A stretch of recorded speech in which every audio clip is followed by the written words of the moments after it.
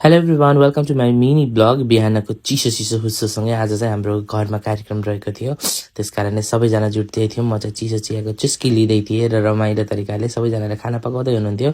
खासमा आज मेरो अङ्कलको चाहिँ श्राद्ध रहेको थियो, त्यस कारणले हामी सबै फ्यामिली जम्मा भएको थियौँ। यता कार्यक्रम सुरु भइसकेको थियो श्राद्धको, अनि त्यसपछि रमाइलो सँगै चिसो चिसो मौसम थियो र यता पूजापाठ हुँदै थियो। सबैजना आफ्नो आफ्नो काममा लागिरहनु भएको थियो। फाइनली म पनि आफ्नो काममा लागेँ पुडी पकाउन।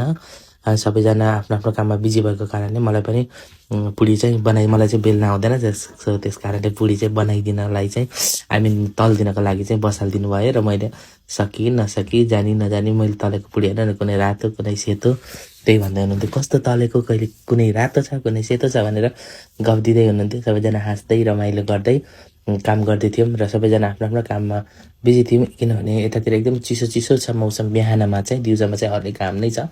त्यसपछि सबैजनाले हेलो भन्नुभयो, वेलकम मिनी ब्लग भनिदिनुहोस् न भने सबैजनाले हेलो हेलो भन्नुभयो। घाम पनि टक्क लागिरहेको थियो। फेरि पुगेँ म ब्याक टु वर्क स्कुल, आफ्नो स्कुलमा।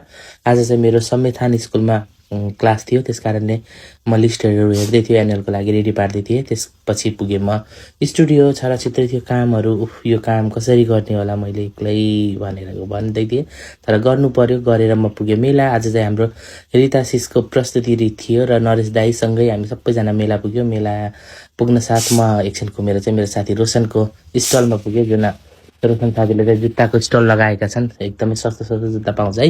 आज चाहिँ फाइनली एलिना चौहान आउँदै हुनुहुन्थ्यो हाम्रो लमहीमा, र एलिना चौहानको लागि वेटिङमा सबैजना हुनुहुन्थ्यो र म पनि थिएँ। र एलिना चौहान आउनुभयो। धोकेबाज हौ तिमी, धोकेबाज हौ तिमी भन्दै यता चाहिँ बहिनीहरू भेट्यो। बहिनी चाहिँ खाजा खानु भन्दै थियो। म चाहिँ लिन ल आज दाईको तर्फबाट चाहिँ मलाई ट्रिट भयो भनेर चाहिँ लगेँ चाउमिन खुवाउन। मक्कै पार्दै थिएँ, यो खान्छु भनेर। अनि म चाहिँ चाउमिन मात्रै खाऊ ल भन्दै थिएँ। त्यसपछि फाइनली एलिना चौहानको अर्को प्रस्तुति दुर्गेश थापाको गीतमा रहेको दुश्मन हेरेको हेरै भन्ने गीतमा प्रस्तुति दिँदै उहाँको एकदमै धमाकेदार प्रस्तुति इन्जोय गर्दै आजको डे चाहिँ गरेँ off. Thank you so much for watching. यसरी नै माया सपोर्ट गरिदिनु होला।